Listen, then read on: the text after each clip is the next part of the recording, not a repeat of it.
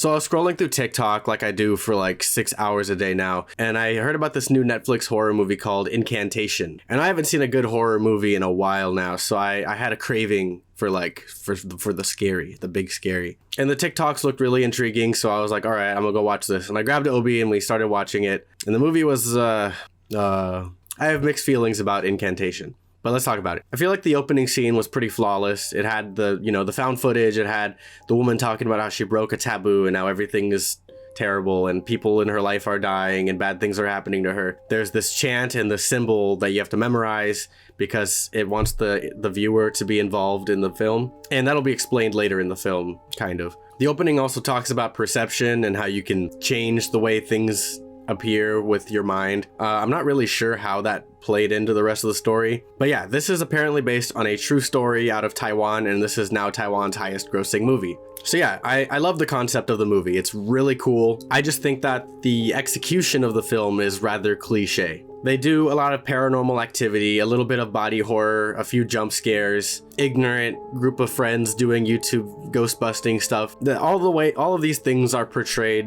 rather meh. They don't do anything original with those ideas. Not to mention the cinematography, it's so well done that it doesn't look like found footage, and they often switch camera angles, which I know that they have more than one camera, but it's so convenient that it kind of tricks you into thinking that this is just a regular cinematic camera angle. I like the aesthetic of the movie. I think that the Buddhist village was really interesting. The symbol appearing throughout the movie was really interesting. The chanting, it plays in your head whether you say it or not. The non-linear storytelling would have been cool, but it doesn't really pose enough questions for me to want answers. So we're just going back and forth between 6 years ago and present day. I wasn't sure what to look for in the flashbacks. There weren't any questions I had about the present. Dodo, the daughter, is cursed or possessed, and it's like, should I be surprised? The mother broke a taboo while she was pregnant. We knew this since the beginning of the movie. My favorite aspect of the film was Ming, the father figure. He investigates this curse because he thinks that Ronan, the mother, is crazy, and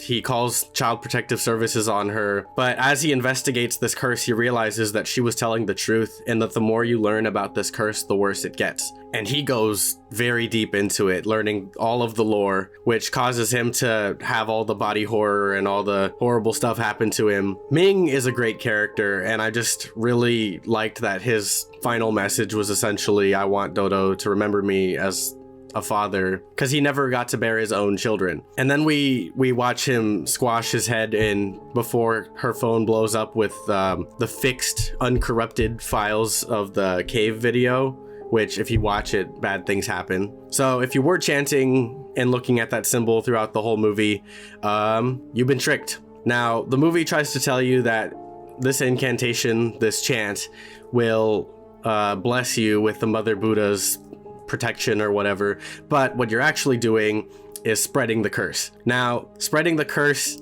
is a double-edged sword because yes, you're cursed, but you're lessening the curse on whoever has it by giving it to more people. So then Ronan does what she thinks she has to do, which is, confront the Mother Buddha's statue in the cave, and hopefully that will relieve her daughter Dodo of the curse. We never know what truly happens afterwards. But then Ronan also bashes her head in right in front of the statue.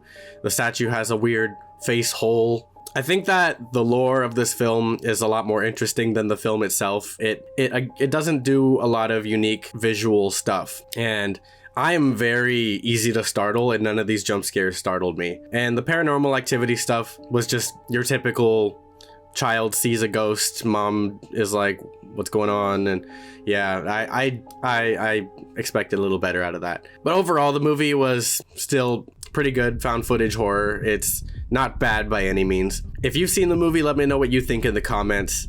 And if you'd like for me to review more horror movies, let me know, because I do love horror. Subscribe to the channel for more content. We are almost at 500 subscribers. And before I end this, I wanted to shout out Chair for this drawing he did of me. Thank you, Chair. If you'd like to support us, become a patron. We'll shout you out in every video. But anyways, thanks for watching.